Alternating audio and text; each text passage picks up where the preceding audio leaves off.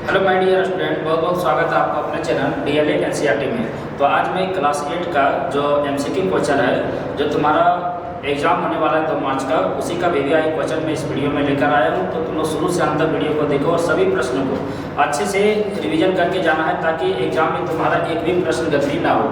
तो चलो आज का वीडियो हम स्टार्ट करते हैं। तो यहाँ फर्स्ट क्वेश्चन है, इतिहास को कितने कालखंडों में विभाजित किया गया है? इतिहास को कितने कालखंडों में विभाजित किया गया है?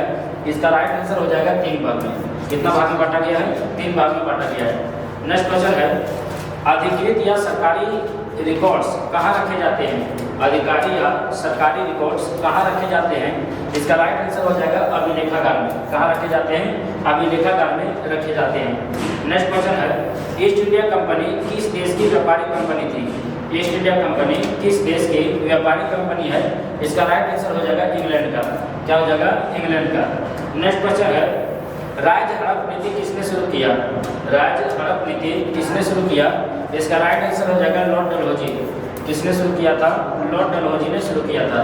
नेक्स्ट क्वेश्चन है, बक्सर युद्ध के समय मुगल बादशाह कौन था? बक्सर युद्ध के समय मुगल बादशाह कौन था? इसका राइट आंसर हो जाएगा शाह आलम द्वितीय। कौन था? शाह आलम द्वितीय। बहुत इंपॉर्टेंट क्वेश्चन है, बक्सर युद्ध के समय मुगल बादशाह कौन था? शाह आलम द्वितीय हो जाएगा। नेक्स्ट क्वेश्चन है, रेगुलेटिंग एक्ट के तहत या तो रेगुलेटिंग एक्ट के अंतर्गत कलकत्ता में सर्वोच्च अदालत की स्थापना कब हुई थी? तो ये कब हुआ था? इसका राइट आंसर हो जाएगा 1773 ईस्वी में। रेगुलेटिंग एक्ट कब पारित किया गया था? 1773 ईस्वी में। नेक्स्ट क्वेश्चन है, अस्थायी बंदोबस्त किस वर्ग जनरल के समय में शुरू हुई थी? अस्थायी बंदोबस्त किस गवर्नर जनरल के समय शुरू हुई थी? इसका राइट आंसर हो जाएगा लॉर्ड कॉर्नवालिस।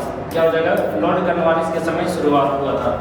नेक्स्ट क्वेश्चन है, नील दर्पण नाटक के रचनाकार कौन थे?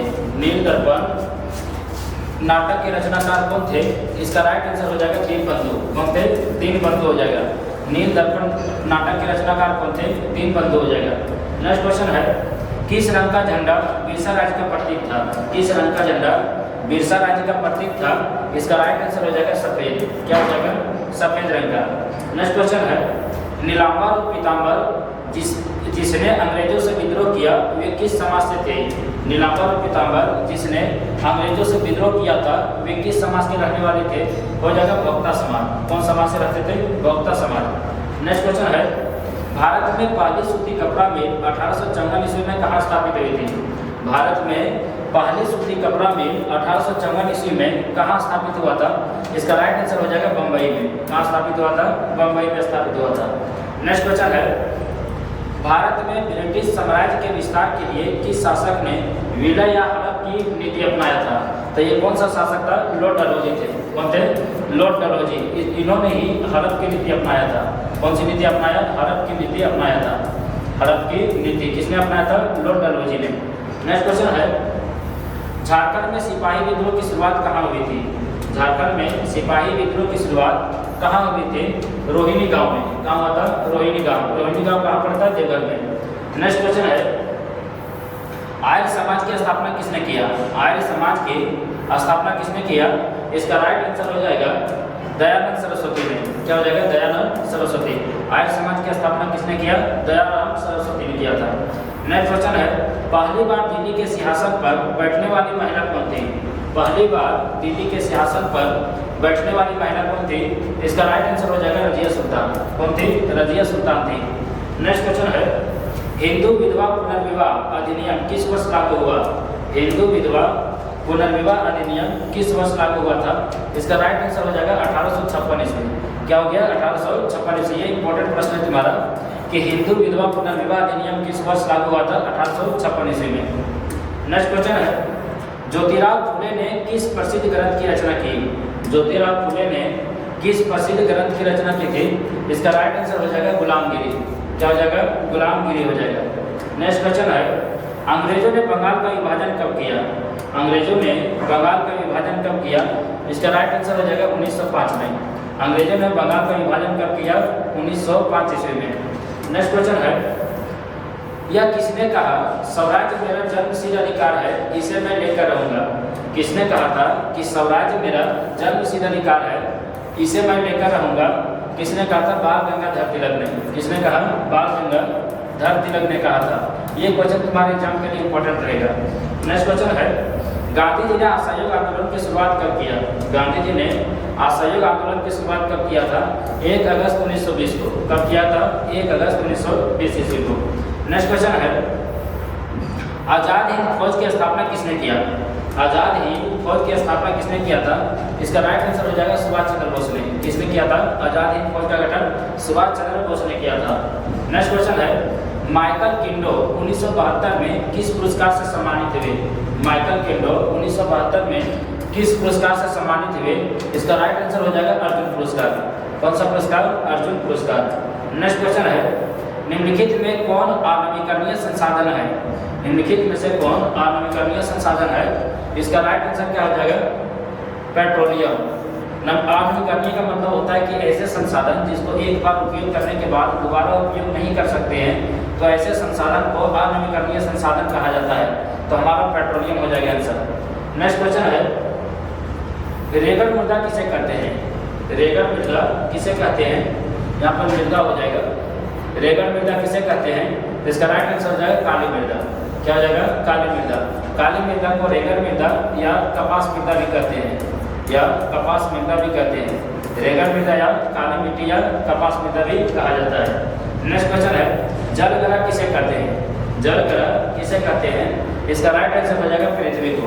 क्या हो जाएगा? पृथ्वी को। ये भी प्रश्न तुम्हारा 2019 में पूछा गया है, या तो प्रीवियस ईयर भी पेपर है, ये कई बार पूछा गया है कि जलग्रह किसे कहते हैं, तो ये हो जाएगा पृथ्वी को। नेक्स्ट क्वेश्चन है, निम्न में कौन लोह खनिज नहीं है? निम्न में कौन लोह खनिज नहीं है? इसका राइट आंसर हो जाएगा सीसा। क्या हो जाएगा? सीसा हो जाएगा। नेक्स्ट क्वेश्चन है, झारखंड में तांबा उद्योग कहाँ स्थित है? झारखंड में तांबा उद्योग कहाँ स्थित है? इसका राइट आंसर हो जाएगा घाटशिला। घाटशिला में तांबा उद्योग स्थित है। नेक्स्ट क्वेश्चन है, किस खनिज को काला सोना के नाम से जाना जाता है? किस खनिज को काला सोना के नाम से जाना जाता है? इसका राइट आंसर हो जाएगा पेट्रोलियम और इससे बने उत्पाद। क्या हो जाएगा? पेट्रोलियम और इससे बने उत्पाद। ये तुम्हारा 2023 में पूछा गया प्रश्न है कि किस खनिज को काला सोना के नाम से जाना जाता है? पेट्रोलियम और इससे बने उत्पाद। नेक्स्ट क्वेश्चन है, भारत में कोयला उत्खनन सर्वप्रथम कहाँ किया गया था? भारत में कोयला उत्खनन सर्वप्रथम कहाँ किया गया था? इसका राइट आंसर हो जाएगा रानीगंज में। कहाँ पर किया गया था? रानीगंज। नेक्स्ट क्वेश्चन है, निम्न में कौन तृतीय क्षेत्रक में नहीं आता है? निम्न में कौन तृतीय क्षेत्रक में नहीं आता है? इसका राइट आंसर हो जाएगा सड़क बनाना। सड़क बनाना हमारा तृतीय क्षेत्रक में नहीं आता है। नेक्स्ट क्वेश्चन है, भारत में गेहूं किस ऋतु में उगाया जाता है? भारत में गेहूं किस ऋतु में उगाया जाता है? इसका राइट आंसर हो जाएगा शीत ऋतु में। भारत में गेहूं किस ऋतु में उगाया जाता है? शीत ऋतु में। नेक्स्ट क्वेश्चन है, विश्व का सर्वाधिक प्रचलित पेय पदार्थ कौन सा है? विश्व का सर्वाधिक पेय का मतलब होता है पीने वाला पदार्थ। तो पीने वाला पदार्थ सबसे महत्वपूर्ण है चाय। चाय हमारा सबसे अधिक प्रचलित है। नेक्स्ट क्वेश्चन है, किस उद्योग को आधारभूत उद्योग कहा जाता है? किस उद्योग को आधारभूत उद्योग कहा जाता है? ये हो जाएगा लोहा इस्पात उद्योग। क्या हो जाएगा? लोहा इस्पात उद्योग को आधारभूत उद्योग कहा जाता है। नेक्स्ट क्वेश्चन है, वन आधारित उद्योग का उदाहरण नहीं है। वन आधारित उद्योग का उदाहरण नहीं है। तो हमारा कागज वन से प्राप्त होता है, ला भी वन से प्राप्त होता है, आयुर्वेदिक दवा भी हमारा वन से प्राप्त होता है। तो इनमें कौन सा हो जाएगा? चीनी उद्योग। चीनी उद्योग हमारा वन से प्राप्त नहीं होता है। तो इसका राइट आंसर क्या हो जाएगा? चीनी उद्योग हमारा वन पर आधारित नहीं है। नेक्स्ट क्वेश्चन है, विश्व की कुल जनसंख्या का लगभग 75% लोग कहाँ पर रहते हैं?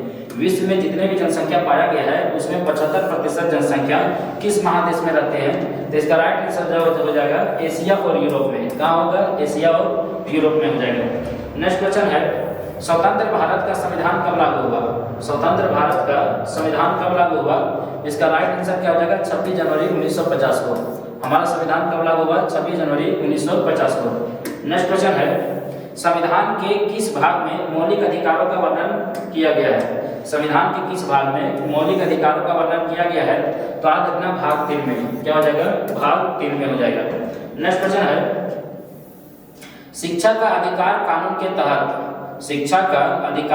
के तहत किस आयु वर्ग के बच्चों को निःशुल्क और अनिवार्य शिक्षा का प्रावधान किया गया है? तो इसका राइट आंसर क्या हो जाएगा? 6 से 14 वर्ष। क्या हो जाएगा? 6 से 14 वर्ष।